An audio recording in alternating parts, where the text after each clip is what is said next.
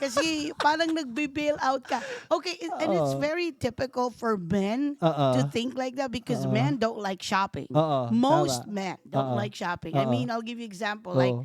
like my husband. Oo. He hates I it. hate it. When we go to the mall. Oo. He's like, uupo lang yan sa Starbucks. Sige, umalis ka. Ganun din Dito lang ako. ako. Chill Ganun lang din ako. ako. Ako, sus Mariosa. Pati Kasi, mga anak ko, ganun din. bakit My ka mo, boys. Elizabeth, punong-puno, ang daming tao, pilahan, ang gulo.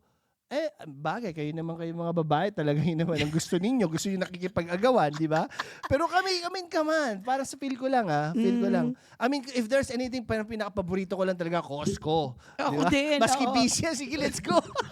Di ba? Apir tayo dyan. Parang ganun. Pero sa mga shopping center, Oo. parang nakaka-stress. Oo, yun nga kasi Parang nga ganun. because of ang tawag dyan is holiday rush. Sa holiday rush. Oo. Traffic, Oo. ang hirap ng parking, Oo. di ba? Pero nandun kasi yung spirit di ba?